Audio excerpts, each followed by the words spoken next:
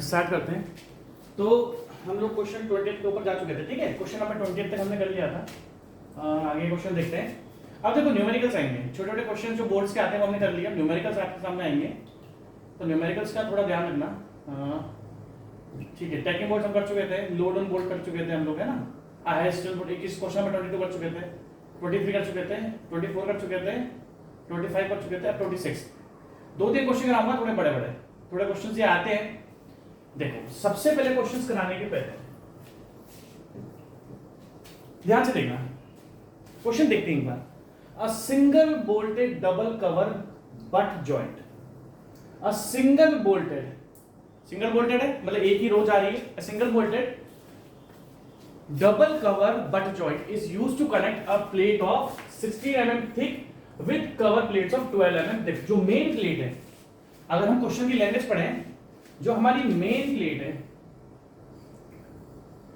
वो आपकी दो कवर प्लेट के साथ टू कनेक्ट। देखो सिंगल बोल्टेड डबल कवर देखा है। सबसे पहले बात आपको पढ़ना, सिंगल कवर है डबल कवर है, सिंगल कवर है डबल कवर है, ठीक है। आप देख सकते हो कि आपके पास दो कवर प्लेट है, और कवर प्लेट की अगर हम थिकनेस देखें तो कवर प्लेट की थिकनेस कितनी है हमारी 12 mm, और जो मेन प्लेट है उसकी थिकनेस कितनी है 16 mm। तो मेन प्लेट की थिकनेस होगी 16 mm, और जो कवर प्लेट से कुछ इस तरीके से हम कवर प्लेट ऊपर लगाते हैं, ये आपकी कवर प्लेट लगा दी हमने, तो बीच कवर प्लेट से ये हमने दो कवर प्लेट लगाई। जो दो कवर प्लेट है वो 12 mm की है, और जो एक मेन प्लेट है वो हमारी 16 mm की है।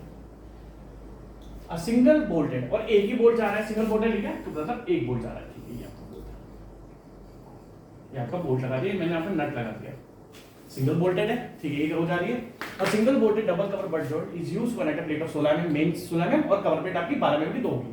यूजिंग ग्रेड ऑफ बोल्ट कितनी देखी M60। M60 मतलब क्या है, जो डायमीटर ऑफ बोल्ट है वो आपका, जो डायमीटर बोल्ट है वो आपका 16 mm का है। M60 मतलब क्या होता है, जो डायमीटर ऑफ बोल्ट है आपका, जो शैंक का डायमीटर वो कितना आपका 16 mm का है, ठीक है। ऑफ ग्रेड 4.6, ग्रेड क्या दे रखी है 4.6, ठीक है। ऑफ अल्टीमेट टेंसाइल स्ट्रेस, जो अल्टीमेट टेंसाइल स्ट्रेस वो कितना है 400 मेगापास्कल्स, और यील्ड स्ट्रेस बोल्ट का जो अल्टीमेट जो हम करते हैं ना अल्टीमेट स्ट्रेस वो कितना है 400 मेगापास्कल्स, और जो यील्ड स्ट्रेस बोल्ट की वो है 240 मेगापास्कल्स। एंड पार्शियल सेफ्टी फैक्टर जो कि बोल्ट की होता है गामा एमबी वो आपका 1.25। Find the design bolt value और डिजाइन स्ट्रेंथ ऑफ बोल्ट। देखो अगर मैं स्ट्रेंथ की बात आपसे करूं, देखो आपको ध्यान से देखना पड़ेगा, अगर मैं आपसे स्ट्रेंथ की बात करूं या बोल्ट वैल्यू की बात करूं, तो मिनिमम ऑफ, हमने पिछले लेक्चर में पढ़ा था, minimum of shearing, bearing and tensile strength. देखो मैं आपको बहुत अच्छा ऑप्शन आता हूं, ध्यान से देखना। मिनिमम ऑफ, अगर हमें ये क्या हो गया, minimum of shearing strength of bolt, bearing strength of bolt and tensile strength of bolt, इनमें से जो मिनिमम होता है वो बोल्ट की स्ट्रेंथ बनती है, वो बोल्ट की आपकी स्ट्रेंथ बनती है, ठीक है। ध्यान से देखना चीज। अब हमें क्या करना है, सबसे पहले शियरिंग, बियरिंग और टेंसाइल स्ट्रेंथ डिटरमाइन कर लिए बोल्ट की, और जो इसमें से मिनिमम होगा वो हमारा क्या बनेगा, या तो बोल्ट वैल्यू बनेगा या फिर डिजाइन स्ट्रेंथ बनेगा। यूजिंग अ फैक्टर केबी क्या मैं आपको आगे बताऊंगा। And the shank of bolt intercept, and the shank of bolt intercept the shear plane, ठीक है। ये क्वेश्चन छोटा सा है, बट इस टाइप के क्वेश्चन अभी तक हमने करे नहीं है। ये क्वेश्चन क्या था, छोटा सा है, बट इस टाइप के क्वेश्चन हमने अभी करे नहीं है। अगर इससे अभी क्वेश्चन हमने कर लिए होते तो हमें टाइम लगेगा। देखो सबसे पहले अगर मैं आपसे बात डिस्कस करूं किसकी, शियरिंग स्ट्रेंथ की, किसके बारे में बात करते हैं, शियरिंग स्ट्रेंथ की। देखो ध्यान से देखना, वरना आपको बहुत कंफ्यूजन हो जाएगा, क्योंकि ये तीनों फॉर्मूलाज जो हैं, ये तीनों फॉर्मूलाज अगर आपने ध्यान नहीं रखे तो आपको क्या हो जाएगा, प्रॉब्लम हो जाएगा, ठीक है। अगर सबसे पहले मैं आपसे बात करूं तो पिछले लेक्चर में भी मैंने आपको बताया था, एक होती है डिजाइन स्ट्रेंथ और एक होती है नॉमिनल स्ट्रेंथ। एक होती है डिजाइन स्ट्रेंथ, एक होती है नॉमिनल स्ट्रेंथ, ठीक है। ध्यान से देखना, ध्यान से देखना। और यहां पर सबसे क्या पूछा है, डिजाइन स्ट्रेंथ, क्योंकि जो बोल्ट वैल्यू होती है वो डिजाइन स्ट्रेंथ से निकलती है। देखो मेरी बात आप ध्यान से समझना। सबसे पहले मैं शियर स्ट्रेंथ की बात करता हूं।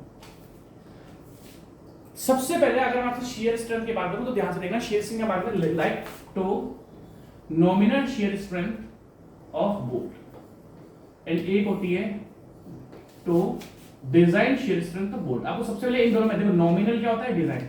जैसे कि मैंने आपको बताया जो भी हम स्ट्रेंथ होते हैं डिजाइनिंग में नहीं लेते हैं, उसकी कंस्टेंट लेते हैं। लाइक अगर एक आदमी 10 किलो उठा सकता है तो हम जब उसकी डिजाइनिंग करेंगे तो हमें मानेंगे कि यार उसको 10 किलो मत उठाओ, 10 किलो तो वो मैक्सिमम उठा सकता है, थोड़ा उससे कम उठा लेते हैं तो फेलियर नहीं होगा। यार किसी आदमी की अगर कैपेसिटी 10 किलो उठाने की है तो 10 किलो ना उठा के 5 किलो उठा लेगा तो 5 किलो तो वो उठा ही सकता है। तो हम कभी भी किसी भी डिजाइनिंग में कभी भी मैक्सिमम स्ट्रेंथ लेते हैं। तो जो मैक्सिमम स्ट्रेंथ आ रही है किसी भी, वो आती है नॉमिनल। तो अगर मैं आपसे बोलूं कि भाई डिजाइन और नॉमिनल में रिलेशनशिप क्या है, तो भैया tau D, that means design shear strength of bolt is equals to tau nominal shear strength of bolt divided by partial safety of bolt which is 1.25। अगर इन दोनों में हम रिलेशनशिप देखें तो इन दोनों में रिलेशनशिप है tau NSB upon gamma NB. सही है, कोई दिक्कत वाली बात नहीं, ठीक है। अब अगर मैं आपसे पूछूं कि चलो ठीक है, ये तो आपको जब बोल्ट वैल्यू चाहिए या आपको डिजाइन स्ट्रेंथ चाहिए, तो हमें इसको पहले फाइंड करना पड़ेगा नॉमिनल को, और नॉमिनल को फिर हमें डिजाइन कन्वर्ट करना पड़ेगा। अगर मैं आपसे पूछूं shear nominal shear strength of bolt का फॉर्मूला क्या होता है, FUB by √3, ठीक है, FUB by √3 सिंगल बोल्ट, ठीक है। Width of plate, number of shear plane number of shear plane, अभी आप ध्यान से देखना, NN क्या लिख रहा हूं मैं, number of shear plane intercepting by threads into ANB plus NS into ASB। देखो आप ध्यान से देखना, अभी आप ध्यान से देखना।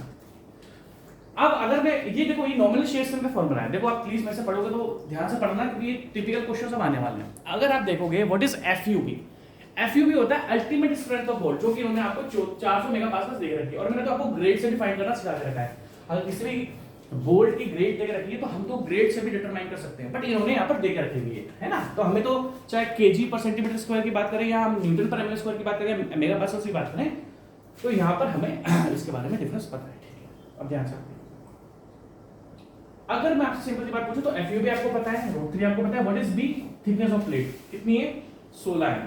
What is B, thickness of plate, जो कि कितनी देके रखी है, 16 mm, क्योंकि मेन कवर प्लेट, हम यहाँ पर मेन प्लेट की बात करते हैं जो कि कितना चलेगा आपका, ठीक है। अब ध्यान से देखना, अब अगर आप NN यहाँ पर देखो, व्हाट इज NN, NN है, आप ध्यान से देखना है एक बात, ठीक है, आपको बहुत ध्यान से देखना पड़ेगा। ये देखो, एक बोल्ट होता है, उस बोल्ट में एक तो शैंक होता है और नीचे क्या होता है, थ्रेड्स वाला एरिया, ये थ्रेड्स है। और ये क्या, देखो अगर हम ऊपर बात करें तो ये तो क्या है, शैंक एरिया, इसकी कुछ डायमीटर होगी D, और नीचे होता है आपका थ्रेड एरिया। अगर आपने देखा होगा जो बोल्ट की चूड़ी होती है, जो बोल्ट की चूड़ी होती है, उसका एरिया या डायमीटर थोड़ा सा क्या होता है, कम होता है आपका। ध्यान से आपको चीज देखनी पड़ेगी वरना आपको बहुत कंफ्यूजन हो जाएगा, ठीक है। अगर मैं आपसे बात डिस्कस आगे की करूं तो व्हाट इज NN, अगर आपने बोल्ट इस तरीके से करा है कि ये जो थ्रेड्स वाला एरिया है, ये एक देखो, अगर मैं आपसे पूछूं, अब आप एक देखो प्लीज, तो बहुत ध्यान से देखना, ये बोल्ट है, इस बोल्ट को अगर देखो मैं आपको दो तरीके से दिखा दूं, मैं दो मेंबर आपके सामने लिखा रहा हूं, एक्चुअली बोल्ट में जगह कम बच जाती है, देखो ये हम दो मेंबर कनेक्ट करते हैं, आप ध्यान से देखना, आपको समझ आ जाएगा, ये दो मेंबर्स है, कोई भी दो मेंबर्स है। अब हमने बोल्ट इस तरीके से लगाया, आप ध्यान से देखना कि जो इसके थ्रेड्स है ना वो यहाँ नीचे आ रहा है, और एक बोल्ट मैंने यहाँ पर लगाया कि जो थ्रेड्स है वो शेयर प्लेन पर आ रहे हैं। तो अगर आप ध्यान से देखोगे, देखो बोल्ट्स में थ्रेड्स तो होते ही हैं, वरना बोल्ट को टाइट कैसे करोगे। अगर बोल्ट्स में थ्रेड नहीं होगी, बोल्ट में चूड़, जिसको हम क्या बोलते हैं, चूड़ियां बोलते हैं, अगर आप उसके आपके पास वो नहीं होगी तो आप कैसे करोगे, ठीक है। होता क्या है कि ये डी है, यहाँ पर डी है, यहाँ पर शैंक है, यहाँ पर थ्रेड्स नहीं है। जहां पर थ्रेड्स होता है वहां पर एरिया थोड़ा रिड्यूस हो जाता है, जहां पर थ्रेड्स होते हैं वहां पर बोल्ट का एरिया थोड़ा रिड्यूस हो जाता है, चूड़ियां दोगे तो उसमें रिड्यूस हो जाता है। तो अगर ये जो यहाँ पर ये नॉर्मल शैंक है, यहाँ पर थ्रेड्स नहीं है, इसको हम बोलते हैं shank area of bolt, ASB। अब ध्यान से देखना, जहां पर ये चूड़ियां नहीं है, जो थ्रेड्स नहीं है, इसको हम बोलते हैं शैंक एरिया ऑफ बोल्ट्स। अब ध्यान से देखना, देखो अगर आपने ध्यान नहीं दिया, देखो आपको ध्यान से देखना है, आपको बोल्ट का हमेशा ये देखना है कि कौन सा एरिया आपका थ्रेड्स का है और कौन सा एरिया आपका शैंक का है, क्योंकि थ्रेड्स का एरिया कम होता है। तो अगर मैं आपसे बोलूं कि देखो ये टोटल डी, यहाँ पर डी और इसका एरिया, इसका ये टोटल सॉरी इसकी टोटल डायमीटर डी है, तो इसका जो एरिया होता है शैंक का वो होता है आपका ASB। Shank area of bolt. और अगर आप बोलोगे what is A and B, A and B is what is A and B, A and B is net area of threads. क्योंकि जो शैंक वाला पोर्शन होता है उसका डायमीटर थोड़ा बड़ा होता है और जो शैंक ये जो थ्रेड्स वाला एरिया होता है इसका डायमीटर थोड़ा छोटा होता है। अब आप देखो सबसे पहले अभी आप एन एन छोड़ दो, what is A and B, A and B है थ्रेड्स का area and what is A S B इस बिना थ्रेड का जो शैंक है ना आपका जिसकी डायमीटर ज्यादा है इसका एरिया। और आप ध्यान से सुनना, नो डाउट देखो एक दो क्वेश्चन में मुझे हो सकता है 1 घंटा लग जाए, आपको एक क्वेश्चन समझाने में मुझे आपको 1 घंटा भी लग सकता है, ज्यादा इशू नहीं आएगा, एक क्वेश्चन में टाइम लगेगा उससे ज्यादा में टाइम नहीं लगेगा। आपका शैंक एरिया ऑब्वियसली जो आपका शैंक एरिया होता है ना वो ऑब्वियसली आपका नेट एरिया से बड़ा होता है। जो थ्रेड्स का एरिया है, जो थ्रेड्स का एरिया है, जो आपका थ्रेड्स वाला पोर्शन का एरिया है वो नो डाउट आपका शैंक एरिया से बड़ा होगा। अगर दैट मींस अब क्या होता है, अगर देखो आप बोलोगे कि सर शैंक का एरिया, अरे यार सर्कुलर पोर्शन है ना, सर्कुलर पोर्शन का एरिया क्या होता है पाई/4 × d²। अगर मैं आपसे बोलूं ये जो शैंक वाला एरिया है, ये जो इसकी डायमीटर d है और अगर मुझे इसका एरिया चाहिए तो आप फाइनली फॉर्मूला लगा दोगे पाई/4 × d²। देखो एक दो क्वेश्चन है मुझे 1-1.5 घंटा लगेगा, उसके बाद नहीं लगेगा, एक दो क्वेश्चन में टाइम लगता है भाई। ये जो वाला एरिया है ये तो क्या है आपका पाई/4 × d²। बट अगर हम थ्रेड्स की बात करें तो थ्रेड्स का एरिया होता है कम, तो क्या होता है हम अगर हमें शैंक का एरिया डिटरमाइन करना है तो हम पाई/4 × d² कर लेंगे, सॉरी पाई/4 × d² कर लेंगे।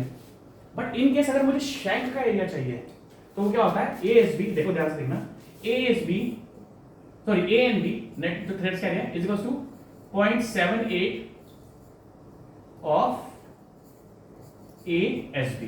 भाई थ्रेड्स का एरिया क्या होता है अराउंड 78% होता है। दैट मींस जो भी आपका शैंक का एरिया है वो अराउंड आपका रिड्यूस होकर जब हम उसमें चूड़ियां प्रोवाइड करेंगे, उसमें थ्रेड्स प्रोवाइड करेंगे तो ये वाला नीचे वाला एरिया रिड्यूस हो जाता है और रिड्यूस हो कितना होता है 0.78 ASB। ठीक है, तो अगर इस फॉर्मूले में बात करें तो आपको क्या क्या पता लग गया भाई। सबसे इंपॉर्टेंट फॉर्मूला किसका है, हम क्या फाइंड कर रहे हैं, हम बोल्ट की डिजाइन स्ट्रेंथ फाइंड कर रहे हैं।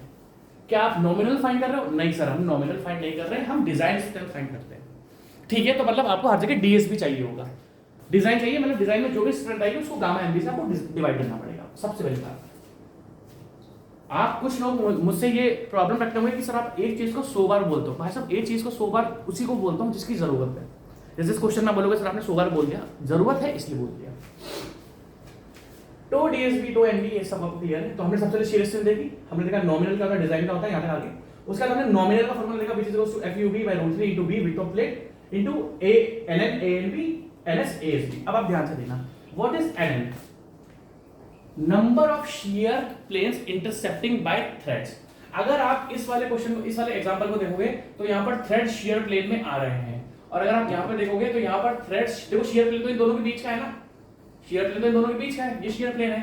तो एक केस में जो थ्रेड्स है बोल्ट के वो शियर प्लेन पे आ रहे हैं और एक केस में शियर जो थ्रेड्स है वो नहीं आ रहे हैं। अब आप इसको देखना, व्हाट इज एनएन, एनएन होता है कितनी जगह थ्रेड्स, मतलब दो मेंबर्स के बीच का, जो दो मेंबर्स के बीच की बाउंड्री है, या देखो ये दो मेंबर्स हैं, ये देखो ये आपको यहां देखना शियर प्लेन, इस जगह इंटरसेक्टिंग। अब आप ध्यान से देखना, अगर मैं बोलूं कि इस केस में एनएन कितना है तो आप बोलोगे 0। अगर मैं आपको बोलूंगा इस केस में एनएन कितना है तो आप बोलोगे 0, क्योंकि यहां पर जो थ्रेड्स हैं वो शियर प्लेन में नहीं आ रहे हैं। यहां पर जो थ्रेड्स हैं वो शियर प्लेन में आपके नहीं आ रहे हैं। बट अगर मैं इस वाले केस की बात करूं, इस वाले केस में क्या थ्रेड शियर प्लेन पे आ रहे हैं, हाँ जी आ रहे हैं, तो यहां पर एनएन बन जाएगा 1। आपको बस इस शियर प्लेन में ये देखना है कि कितनी जगह थ्रेड्स इंटरसेक्ट हो रहे हैं बाउंड्री पर, मतलब इन दोनों के बीच में कहां पर थ्रेड्स आ रहे हैं या नहीं आ रहे हैं। अगर आ रहे हैं, जैसे मैं आपको इस एग्जांपल देखो, यहाँ पर कितने शियर प्लेन, 2, एक ये रहा, एक ये रहा। तो अगर मान लो ये इन केस इमेजिन करते हैं, मान लो ये यहां से लेके, मान लो कि हम यहीं से इसके थ्रेड्स चालू हो जाते हैं, यहां से लेके आगे इसके थ्रेड्स होते हैं, तो हम बोलते हैं कि एनएन यहाँ पर कितना है 2, एनएन कितना है यहाँ पर 2। और ध्यान से देखो, और मान लो आपके थ्रेड्स यहां से स्टार्ट हो रहे हैं तो एक भी नहीं आ रहा, थ्रेड्स एक भी जगह नहीं आ रहे, चूड़ियां एक जगह भी नहीं आ रही, तो यहाँ पर एनएन कितना बन जाएगा 0। अब आप इस क्वेश्चन को देखोगे, अब इधर आओ देखो, अब एनएन तो होता है कि थ्रेड्स कितनी जगह इंटरसेक्ट हो रहे हैं शियर प्लेन पे। अब व्हाट इज एनएस, कि जो शैंक एरिया है, थ्रेड्स के अलावा दूसरा एरिया कौन सा, तो थ्रेड्स के अलावा दूसरा एरिया कौन सा था, शैंक एरिया। अब देखो, अगर इस केस में मैं इमेजिन करता हूं कि यहां पर थ्रेड्स नीचे आ रहे हैं, तो यहां पर एनएन कितना हो जाएगा 0, कि एक जगह भी थ्रेड शियर इन दोनों पर नहीं आ रहे हैं, तो यहां पर एनएन कितना बन जाएगा 0। अब अगर थ्रेड्स नहीं आ रहे हैं तो दूसरा क्या आ रहा है, ये शैंक एरिया है ना, दो जगह शैंक एरिया शियर प्लेन में आ रहा है, तो ये एनएस क्या होता है, shank area intercepting the plane. अगर आप इस क्वेश्चन में यहां से देखो तो देखो इधर देखो, shank of bolt intercepting the shear plane, इसने साफ साफ बोल दिया है कि थ्रेड्स, इस क्वेश्चन में इसने साफ साफ बोल दिया है। अब आप बोलोगे सर क्या ये डायग्राम हमें बना हुआ मिली है, फिगर जो आपने बनाई है हमें बना हुआ मिलेगा, बना हुआ मिले या ना मिले, उसने साफ साफ बोल दिया the shank of bolt intercepting the shear plane. That means ये जो दो कवर प्लेट के बीच में आपने मेन प्लेट लगाई है, यहां पर इन दो शियर प्लेन में, यहां पर इन दो शियर प्लेन में बीच में जो आ रहा है, जो इंटरसेप्ट कर रहा है, वो थ्रेड्स एरिया नहीं कर रहा, वो शेंक एरिया कर रहा है। आप बोलोगे कैसे, देखो साफ साफ लिखा हुआ है shank of the bolt intercepting the shear plane. तो इस केस में थ्रेड्स तो इंटरसेप्ट हो नहीं रहे, तो इस केस में एनएन कितना बन जाएगा 0। बट क्या हमारा शेंक एरिया इंटरसेप्ट हो रहा है, आप बोलोगे हाँ जी यहाँ पर हमारा शेंक एरिया इंटरसेप्ट हो रहा है। कितनी जगह हो रहा है, अगर मैं पूछूं सर 2 जगह हो रहा है, देखो एक जगह तो ये रही और एक जगह ये रही, 2 जगह, तो दैट मींस यहाँ पर एनएस बन जाएगा 2। सबसे पहले आप पूरा लिखो, पूरा लिखो, इंपॉर्टेंट है आपके लिए, क्योंकि ये मैं मिटाना रहा हूं। अब मैं इसका न्यूमेरिकल स्टार्ट करूंगा, आप लिख लो इसको पूरा, लिख लिया पूरा का पूरा, ध्यान से देखना, ठीक है। अब हम सारे डिजाइन स्ट्रेंथ कैलकुलेट करना चाह रहे हैं। देखो सबसे पहले मैंने आपको शियर स्ट्रेंथ पढ़ाया है। सबसे पहले यार एक सेकंड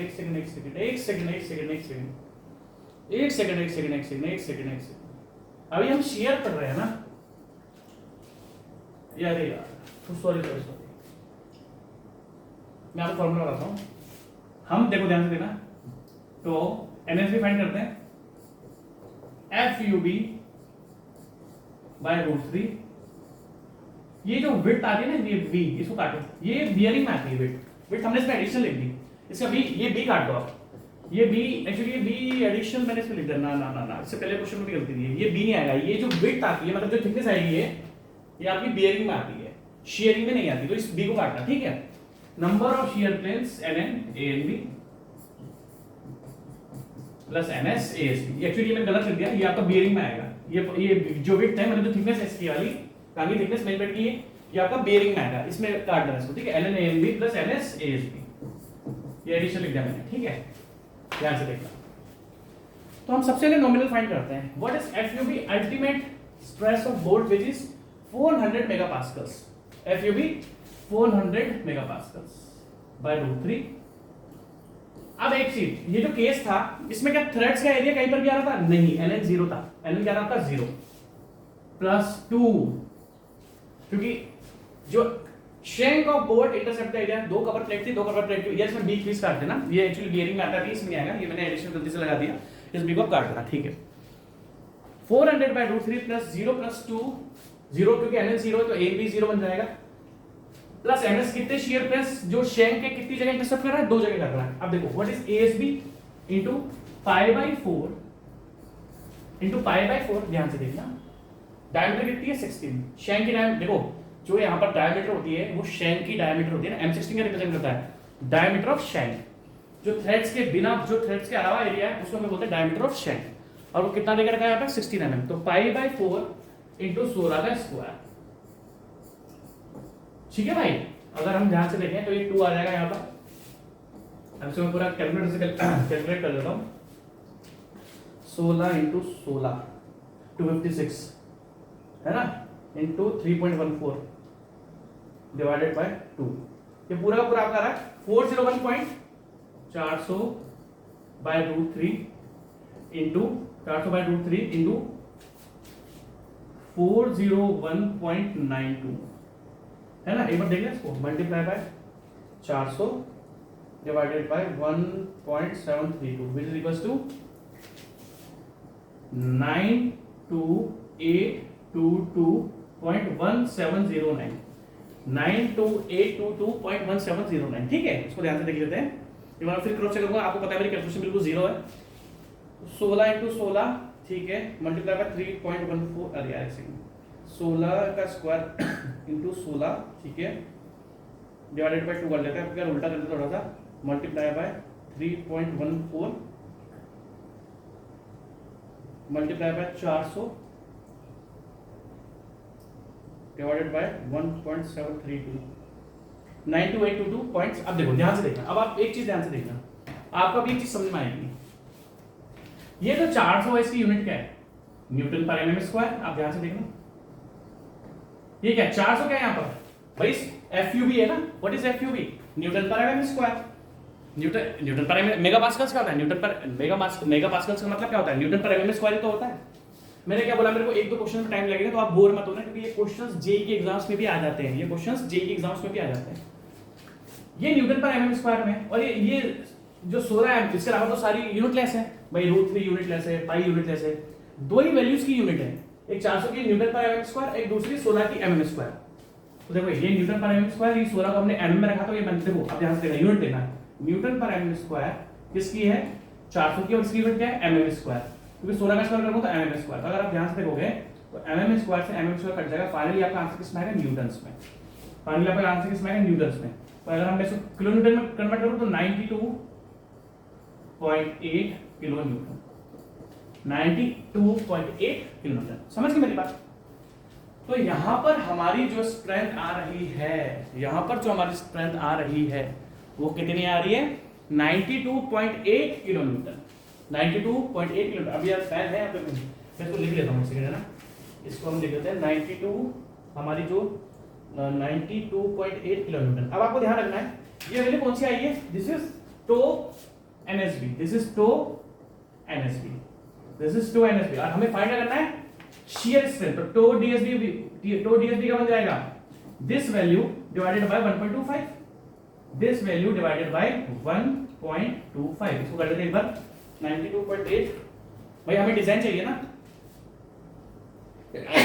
सॉरी 92.8 डिवाइडेड बाय 1.25, 5 से डिवाइड कर दे तो डिजाइन आ गई 74.24 किलो न्यूटन। मैं इसको लिख लेता हूं, क्योंकि टो डीएसबी, ये आ गया tau DSB is equal to 74.24 kilo newton. ठीक है भाई।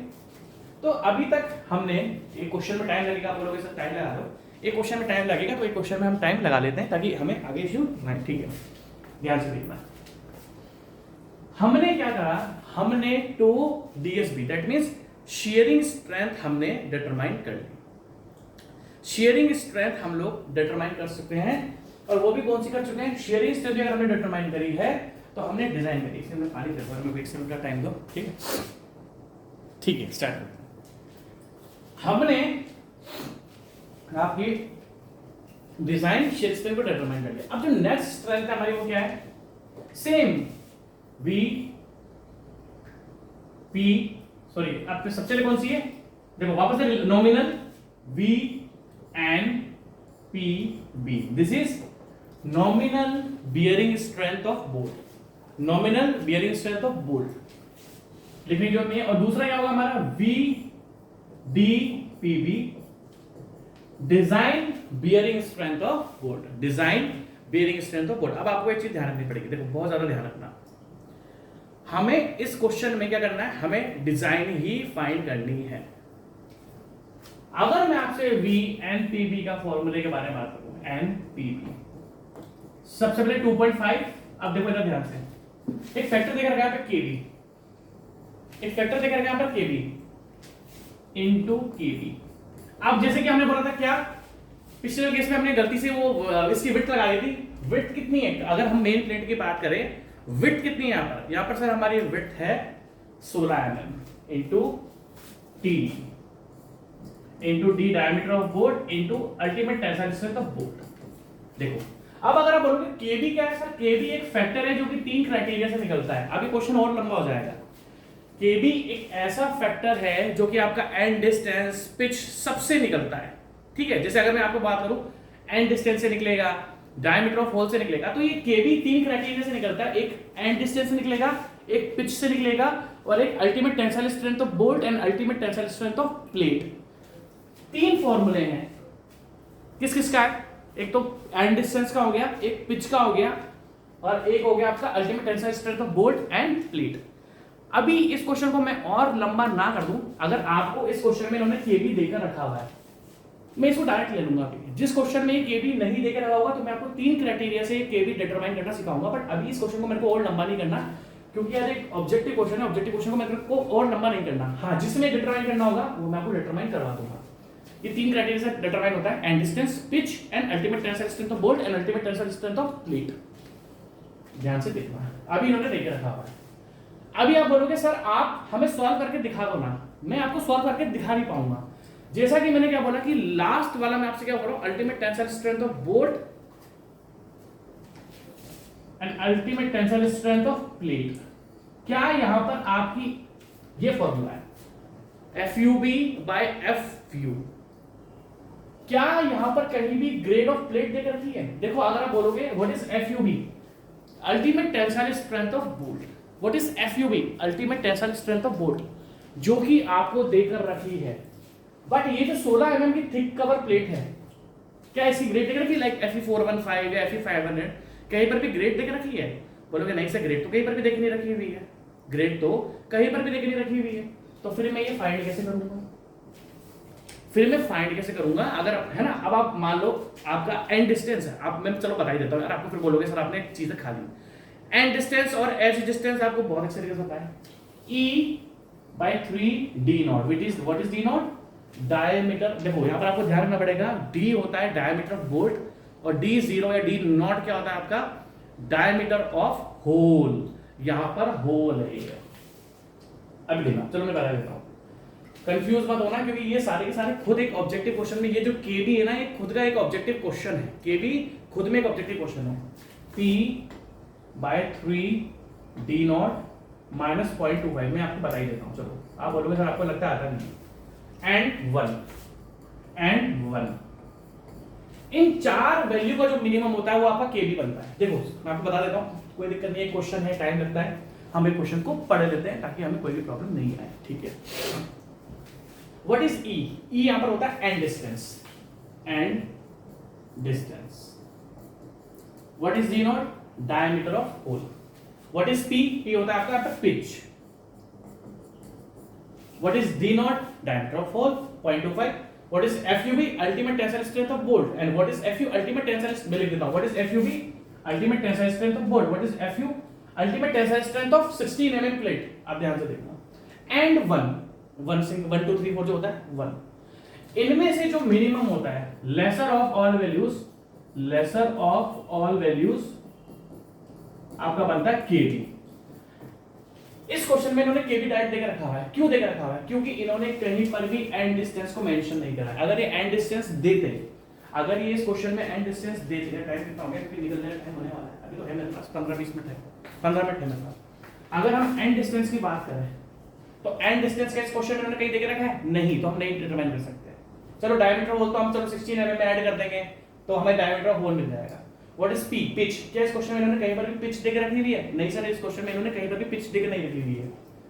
क्या इन्होंने कहीं पर भी FU देकर रखा हुआ है, मतलब अल्टीमेट टेंसाइल स्ट्रेंथ ऑफ देकर रखा है? नहीं। तो इस क्वेश्चन में हम चाहकर भी केबी को डिटरमाइन नहीं कर सकते, क्योंकि इन्होंने वैल्यूज ही नहीं देकर रखी है। अरे जब मुझे 16 mm प्लेट का पता ही नहीं होगा कि ग्रेड कितना देकर रखा हुआ है, तो मैं क्वेश्चन को कैसे डिटरमाइन करूंगा? क्वेश्चन में कैसे डिटरमाइन करूंगा? तो अब देखो ध्यान से, आप लिख लो यार इसको, लिख लो। देखो अब देखो, this is nominal bearing strength of bolt which is 2.5 into kb। kb factor है जो इन सारी क्राइटेरिया से डिटरमाइन होता है। What is P? Thickness of plate. What is D? Diameter of bolt. And what is FUB? Ultimate tensile strength of bolt. अब आप इस सबको लिखो यार, एक बार लिखो, देख लिया? अब देखो हमने sharing strength, design sharing strength determine कर लिया। अब हम क्या डिटरमाइन कर रहे हैं? नॉमिनल फाइंड करेंगे, 1.25 से डिवाइड कर देंगे तो हमें डिजाइन मिल जाएगा। And PB which equals to 2.5 into KB into diameter of hole into thickness of plate into FU। यार ये देखो, ये थिकनेस ऑफ प्लेट मैंने यहाँ पर उस वाले क्वेश्चन मैंने एडिशन वो शेयरिंग में मैंने गलती से ऐड कर दिया था, उसको काट देना, इस क्योंकि एक क्वेश्चन हमने पहले भी करा हुआ है, वो आप काट देना। ठीक है भाई, आप ध्यान से देखना। FUB याद रखना, FUB, क्योंकि FUB जहां लिखा हुआ आ जाए वो समझ आना बोल्ट की स्ट्रेंथ है, और जहां पर FU लिखा हुआ आ जाए वो समझ आना प्लेट की स्ट्रेंथ है। और कौन सी स्ट्रेंथ है? यील्ड स्ट्रेंथ नहीं है, अल्टीमेट टेंसाइल स्ट्रेंथ है। यील्ड स्ट्रेस नहीं है, अल्टीमेट टेंसाइल स्ट्रेंथ है। ठीक है, ध्यान से देखना। लिखता हूं मैं 2.5 into KB, डायरेक्ट लेकर रखा हुआ है 0.5 what is diameter of board? M16 है, तो डायमीटर M16 आ गया, M16 है तो डायमीटर बोर्ड क्या होगी? 16 mm इंटू 16। कवर प्लेट की थिकनेस, जो मेन प्लेट है उसकी थिकनेस क्या है? 16 mm इंटू 16, ठीक है, मतलब thickness of main plate. And what is FUB? What is FUB? Ultimate tensile strength of bolt. Ultimate tensile strength of bolt, देखो FUB बोल्ट होता है और FU होता है प्लेट का, और हमें यहां पर लेना है 400। अब इसको कैलकुलेट कर लेते हैं। 2.5 इंटू 0.5 इंटू 16 इंटू 16 इंटू 400, यार आपका 12800 128,000। अब ध्यान से देखना, अब ध्यान से देखना, ध्यान से देखना। FUB का होता है न्यूटन पर mm स्क्वायर। FUB का होता है न्यूटन पर mm स्क्वायर। ये 16 क्या था? थिकनेस ऑफ प्लेट जो कि mm में होगी, और ये क्या था? 16 डायमीटर ऑफ बोल्ट जो कि mm में होगा। तो अगर आप देख सकते हो तो ऊपर mm स्क्वायर बन रहा है, इस mm स्क्वायर से mm स्क्वायर कैंसिल हो जाएगा और फाइनल वैल्यू किसमें आएगी? न्यूटन्स में। तो आपका आंसर क्या आ रहा है? 128 किलो न्यूटन, क्योंकि है ना 128 किलो न्यूटन आ रहा है। आपका क्या आ रहा है? 128 किलो न्यूटन ही तो आ रहा है, क्योंकि अगर ये तो आंसर आपका न्यूटन्स में आता है। न्यूटन को किलो न्यूटन में कन्वर्ट करूंगा तो आपको 1000 से डिवाइड करना पड़ेगा। अब आपको ध्यान रखना है, दिस इज VNPB। VNPB क्या आ रहा है आपका? 128 किलो न्यूटन। VNPB आपका क्या आ रहा है? 128 किलो न्यूटन। ध्यान से देखना, अब आप ध्यान से देखो। अब हमें क्या चाहिए? DPB चाहिए, डिजाइन चाहिए। डिजाइन के लिए आपको इसको 128 को आपको डिवाइड कैसे करना पड़ेगा? 1.25 से, which is equals to 128 divided by 1.25 and which comes 102.4 kilo Newton. मैं लिख ले रहा हूं इसको, मैं लिख लूंगा इसको। क्या है हमारा? VDPB मतलब बेयरिंग, डिजाइन बेयरिंग स्ट्रेंथ जो आई है आपकी, वो आई है 102.4। अब मुझे एक चीज तो 100% पता लग गई, देखो ध्यान से, ठीक है। अब आप ध्यान से देखना, पहले आप इसको लिख लो, आप इसको लिख लो, मुझे कोई इश्यू नहीं है, आप इसको लिख लो पूरा का पूरा, क्योंकि ये क्वेश्चंस आपके बहुत काम आने वाले हैं, ध्यान रखना, ठीक है। लिख लिया होगा। नेक्स्ट, तो आप ध्यान रखना कि एक तो मैं design sharing strength of bolt find कर चुका हूं, और एक मैं डिजाइन बियरिंग। एक क्वेश्चन में टाइम लग रहा है, अगले क्वेश्चन में टाइम नहीं लगेगा, क्योंकि अभी समझा रहा हूं यार, है ना, तो टाइम लगता है। नेक्स्ट, और ये क्वेश्चन एग्जाम में जेई में, एई में, गेट में, आईईएस में, ये सारा इस टाइप का क्वेश्चन है, ये हर जगह आता है। आप बोलोगे कि सर आप ये एई का क्वेश्चन करा रहे हो, नहीं भाई साहब, ये जेई का क्वेश्चन है, ये एसएससी जेई में भी क्वेश्चन आते हैं ऐसे छोटे छोटे, क्योंकि मुझे भी आपको समझाने में टाइम लग रहा है। अभी जब मैं आपको पढ़ा दूंगा तब मुझे इतना टाइम नहीं लगेगा, ठीक है। तो अब लास्ट स्ट्रेंथ जो आती है मेरी, वो आती है टेंसाइल। इसमें भी सेम हुई है, tensile, nominal tensile strength of bolt, nominal tensile strength, sorry, nominal tensile strength of bolt and design tensile strength of bolt, see VNB मतलब nominal tensile strength of bolt. इसको आप T से भी represent करते हो, ये कुछ जगह T से टेंसाइल स्ट्रेंथ ऑफ T से कर सकते हो, T tensile strength of nominal tensile strength of bolt and T मतलब टेंसाइल स्ट्रेंथ ऑफ बोल्ट है ना, ये हो गया आपका design tensile strength of bolt. Same हम पहले क्या करेंगे, सेम हम पहले नॉमिनल फाइंड करेंगे, जिसका एक सिंपल सा फॉर्मूला है क्या, TNB equals to 0.9 FUB into ANB, FUB into ANB। अब अगर आप ध्यान से देखोगे तो मैंने यहाँ पर क्या लिखा हुआ है, मैंने यहाँ पर ASB नहीं लिखा हुआ, मैंने यहाँ पर ANB लिखा हुआ है, मतलब जो आपका थ्रेड्स वाला एरिया है, क्योंकि जो शैंक वाला एरिया होता है उसको हम ASB से रिप्रेजेंट करते हैं। क्योंकि देखो, अब आप बोलोगे सर आपने, अगर आप जब टेंसाइल स्ट्रेंथ फाइंड कर रहे हो, देखो बोल्ट में अगर मुझे टेंसाइल स्ट्रेंथ फाइंड करनी है तो एक पोर्शन तो इसका मोटा है और एक पोर्शन इसका पतला है, भाई एक पोर्शन तो इसका मोटा है और एक पोर्शन इसका क्या है, पतला है। तो भाई अगर मुझे स्ट्रेंथ ही फाइंड करनी है तो मैं मोटा वाला थोड़ी लूंगा यार। अगर हमें एक चीज बताओ, हमें दो बच्चों में कंपेयर करना है, एक पढ़ने में अच्छा है, एक पढ़ने में बुरा है, तो हमें जो पढ़ने में बुरा है उसका भी तो ध्यान रखना पड़ेगा ना। कहने का मतलब क्या है कि अगर एक शैंक एरिया जो कि स्ट्रॉन्ग है, एक वीक एरिया है जो कि थ्रेड्स है, तो स्ट्रेंथ हम इस शैंक एरिया से डिटरमाइन नहीं कर सकते, क्योंकि जो पतला वाला एरिया है वो भी तो है, तो उसका भी तो ध्यान रखना पड़ेगा। तो डिजाइनिंग में हम लेते हैं, हम ANB लेते हैं, क्योंकि ये वीकर पोर्शन होता है। अब इसकी जो स्ट्रेंथ आएगी इस वीकर पोर्शन की, मतलब जिसका एरिया 0.78 होता है इन कंपैरिजन टू ASB, तो हम इसके कंपैरिजन में इसको लेते हैं, क्योंकि अगर इसको ले गया तो यहाँ पे कमजोर एरिया भी तो है, इसके अकॉर्डिंग स्ट्रेंथ ले तो टूट ही जाएगा। अगर एक बच्चा पढ़ने में अच्छा और एक बच्चा पढ़ने में बुरा है और आपने बस अच्छे वाले पढ़ने, जो बच्चा अच्छा पढ़ रहा है बस उसी को इंपॉर्टेंस देनी चालू कर दी, तो जो बच्चा बेचारा पढ़ने में बुरा है वो तो डिप्रेशन में ही खत्म, मतलब बहुत डिप्रेशन में चल जाएगा। उसी तरीके से थ्रेड्स का भी ऐसा ही है, बोल्ट का भी ऐसा ही है कि अगर एक एरिया आपका शैंक है और एक एरिया आपका थ्रेड्स है तो हम यहाँ पर थ्रेड्स लेते हैं, ठीक। TNB is equals to 0.9 FUB. What is FUB? What is FUB? Ultimate tension strength का मोटा, ध्यान से देखना। देखो अगर हम ASB की बात करें तो ASB क्या होगा, 5/4 इंटू 16 का स्क्वायर इंटू 16। इसको मैं निकाल ही लेता हूँ ना, कैलकुलेटर का नहीं है, इसको मैं निकाल ही लेता हूँ ना। 16 का स्क्वायर आ गया, स्क्वायर 16 का square into 3.14 divided by 4, 200.96 mm square. अब ये शैंक का एरिया है, मैं एक बार क्रॉस करूंगा, मेरे कैलकुलेशन तो वही याद है बिल्कुल। 16 का square divided by 4 multiply by 3.14, ठीक है 200.96 बिल्कुल सही आ रहा है। अब ध्यान से देखना, ध्यान से देखो 0.9 व्हाट इज FUB, 400 मेगापास्कल मतलब 400 न्यूटन पर mm स्क्वायर, 400 न्यूटन पर mm स्क्वायर। और अब आप ध्यान देना, यहाँ पर आपको एन भी लेना है which is 0.78 times, that means इसको multiply by 0.78 into this area into 200। अब आप कैलकुलेट कर लो, कर लेते ना, कौन सी बड़ी बात है। तो 0.9 into 400 into 0.78 into 200 which is equals to 56160 which is equals to 56160। आप समझ रहे हो ना भाई, हमने क्या करा, हमने net tensile strength of bolt find करी which is equals to FUB, oh sorry net मतलब नॉमिनल हमने स्ट्रेंथ फाइंड करी which is equals to FUB into ANB। what is ANB? Net tensile area of threads, ठीक है भाई, net tensile area of threads, आप ध्यान से देखना, ठीक है। अब हमने क्या करा भाई, 0.9 से 400 को मल्टीप्लाई करा इंटू एनबी इंटू 200 है, तो अगर मैं वापस से क्रॉस चेक करूं तो 0.9 into 400 into 0.78 into 200 which is equal to 56160, ठीक है 56160।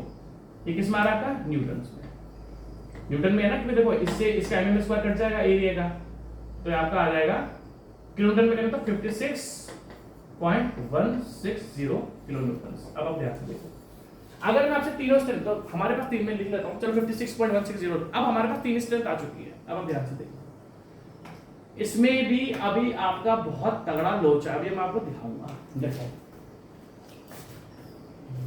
इस क्वेश्चन में बहुत बड़ी गलती होती है।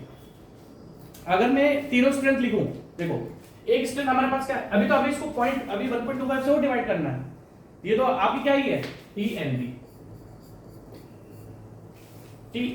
आप ध्यान से देखना 56.16 divided by 1.25 which is equals to 44.848, यानी आपकी 44.848 किलोमीटर। देखिए ध्यान से देखना, अगर मैं आपसे बोलूं कि हमारी शियर स्ट्रेंथ कितनी आई थी, तो 74.24 हमारी शियर स्ट्रेंथ कितनी आई थी, तो DSB 74.24। अभी आप ध्यान से देखना, अभी लोचा है, खत्म नहीं हुआ क्वेश्चन।